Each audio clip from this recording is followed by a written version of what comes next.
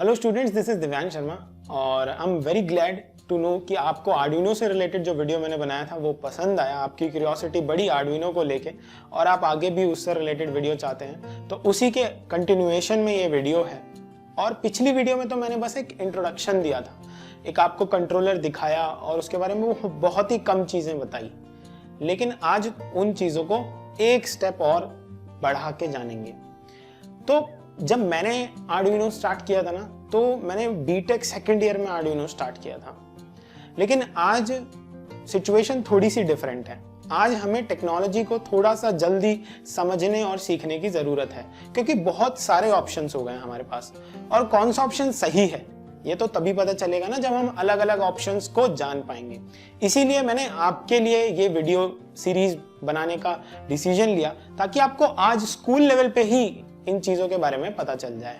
ठीक है, तो पिछली वीडियो में आपने देखा कि आर्डुइनो का यूज हम एक सेंसर को कनेक्ट करने के लिए कर रहे थे। ठीक है, लेकिन बहुत सारी चीजें होती हैं उससे रिलेटेड। आपने ये भी जाना कि आर्डुइनो एक माइक्रो कंट्रोलर है। माइक्रो कंट्रोलर मतलब एक ऐसी डिवाइस जो छोटे ऑपरेशंस या फिर जिन्हें कहेंगे डेडिकेटेड ऑपरेशंस करने के लिए यूज किया जाता है। ठीक है, लेकिन अब ये जो डेडिकेशन है ऑपरेशंस की, इनमें भी आगे जाके थोड़ी कॉम्प्लेक्सिटी बढ़ जाती है जैसे जैसे सर्किट बड़ा होता जाता है ना। जैसे मान लीजिए कि आज मेरे को अपने घर का फैन, लाइट, एसी, टेलीविजन मान लो एक ही रिमोट से कंट्रोल करना है, तो मुझे सबसे उन चीज़ों को कनेक्ट करना पड़ेगा। तो उस रिमोट में जो कोड किया जाएगा वो बहुत ही कॉम्प्लेक्स होगा। इसी तरीके से आर्डुइनो है ना। मान लो मुझे आर्डुइनो से मोटर चलानी है, आर्डुइनो से बजर चलाना है, आर्डुइनो से ब्लूटूथ सेंसर चलाना है, आर्डुइनो से अल्ट्रासोनिक सेंसर चलाना है, आर्डुइनो से एलईडी को ब्लिंक करना है। तो ये सारे प्रोसेस के लिए मुझे कोड को कॉम्प्लेक्स करना पड़ेगा और कोड को समझना पड़ेगा, है ना। तो आज हम आर्डुइनो के दो डिवीजन के बारे में जानेंगे। पहला डिवीजन होता है हमारा हार्डवेयर। हार्डवेयर मतलब माइक्रो कंट्रोलर, जो आपने देखा था पिछली वीडियो में, है ना। माइक्रो कंट्रोलर एक हार्डवेयर है। हार्डवेयर ऐसी चीजें होती हैं जिन्हें आप टच कर सकते हैं, आपने पढ़ा होगा कंप्यूटर्स में। सॉफ्टवेयर ऐसी चीजें होती हैं, ऐसे कंप्यूटर एप्लीकेशंस होते हैं जिन्हें आप टच नहीं करते, जैसे कि आपने विंडोज के बारे में पढ़ा होगा, जैसे कि आपने माइक्रोसॉफ्ट एक्सेल के बारे में पढ़ा होगा, पावर पॉइंट के बारे में पढ़ा होगा। वो सारे सॉफ्टवेयर हो गए। तो ये आर्डुइनो के भी दो पार्ट्स हैं। एक हार्डवेयर जिसमें आप बोर्ड को देखते हो, उसे हम बोलते हैं आर्डुइनो का माइक्रो कंट्रोलर बोर्ड, और दूसरा पार्ट जो होता है वो होता है सॉफ्टवेयर। तो आर्डुइनो के माइक्रो कंट्रोलर बोर्ड को अगर आप देखेंगे तो उसमें एक आईसी होती है, इंटीग्रेटेड चिप होती है, जो कि एटमेल कंपनी बनाती है। और एटमेगा 328P ये एक जनरल चिप है जो आर्डुइनो के माइक्रो कंट्रोलर में लगी हुई होती है। इसी चिप में कोड को बर्न किया जाता है। बर्न करने का मतलब होता है कोड को इंसर्ट करना। ठीक है, अब वो इंसर्ट कैसे किया जाता है उसके बारे में जानेंगे। इसके अलावा अगर आप आर्डुइनो के बोर्ड में देखोगे तो नंबर ऑफ पिन्स होती हैं। डिजिटल पिन्स होती हैं, एनालॉग पिन्स होती हैं। तो आपको पता होना चाहिए कि डिजिटल क्या है और एनालॉग क्या है। बहुत ही कॉमन एग्जांपल से आपको समझाऊंगा। जैसे आपने एक एलईडी को ब्लिंक करना है, तो ये डिजिटल है, 1-0, है ना, या ऑन या ऑफ, दो ही चीजें हो सकती हैं इसमें, है ना। लेकिन अगर आपको एलईडी की लाइट को डिम करना है, या फिर समझिए एक फैन आपके घर में होता है, आपको अगर ठंड लग रही है तो आप फैन को कम स्पीड में चलाते हो, अगर आपको गर्मी लग रही है तो फैन की स्पीड एकदम से बढ़ाते हो। यानी कि आपको अपने सिग्नल्स को चेंज करना है। सिग्नल को चेंज करने का मतलब है पोटेंशियल डिफरेंस को घटा बढ़ा रहे हो विद रिस्पेक्ट टू टाइम। तो इनके लिए हम एनालॉग सिग्नल्स यूज करते हैं। आपको पढ़ना है कि डिजिटल और एनालॉग सिग्नल्स क्या होते हैं। बहुत इंटरेस्टिंग टॉपिक है और बहुत ही नॉलेजेबल टॉपिक है। ठीक है, तो दो टाइप की पिन्स होती हैं जिसमें डिजिटल सिग्नल्स हम भेज सकते हैं और एनालॉग सिग्नल्स हम भेज सकते हैं, है ना।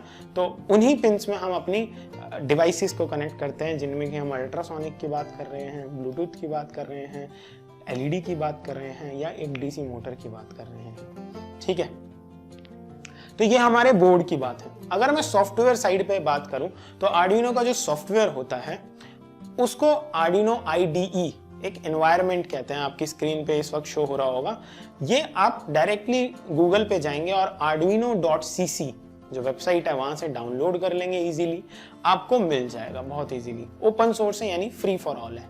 इसके बाद इस सॉफ्टवेयर की खास बात यह है कि इस सॉफ्टवेयर में कुछ एग्जाम्पल्स भी होते हैं, जो कि आपको स्क्रीन पे दिख रहे होंगे। ये एग्जाम्पल्स जो हैं कुछ कॉमन डिवाइसेस के लिए ऑलरेडी आर्डुइनो जिन्होंने सॉफ्टवेयर बनाया उन्होंने इंसर्ट करके दे दिए ताकि आप कोडिंग को थोड़ा सा समझ सकें।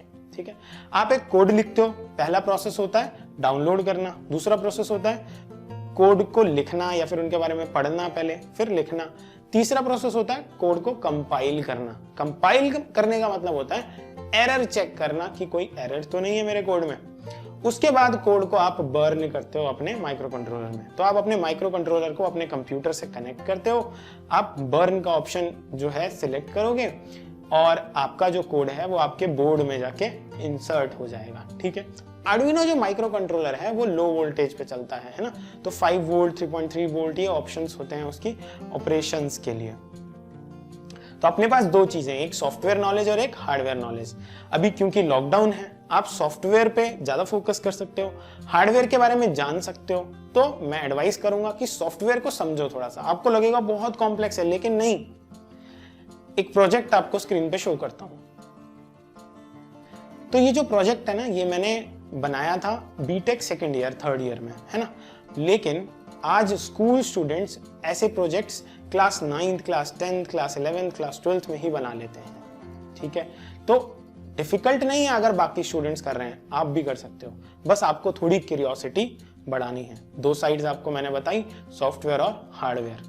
बताने के लिए इसमें बहुत कुछ है, बट डिपेंड करता है कि आप किस तरीके से क्यूरियस हैं जानने के लिए, उसी तरीके से मैं मोटिवेटेड होऊंगा बताने के लिए। ठीक है, तो अगर आपको ये वीडियो अच्छी लगी और इन्फॉर्मेशन आपको समझ में आई थोड़ी सी और क्यूरियोसिटी बढ़ी, तो मुझे जरूर बताएं कमेंट सेक्शन में। इस सीरीज को कंटिन्यू करते हुए मैं अगला स्टेप आर्डिनो पे बढ़ूंगा और उसमें मैं माइक्रो कंट्रोलर को स्क्रीन पे रख के बहुत ही डिटेल्ड तरीके से उसके हार्डवेयर का एक्सप्लेनेशन दूंगा। So thank you for watching this video and see you in the next video.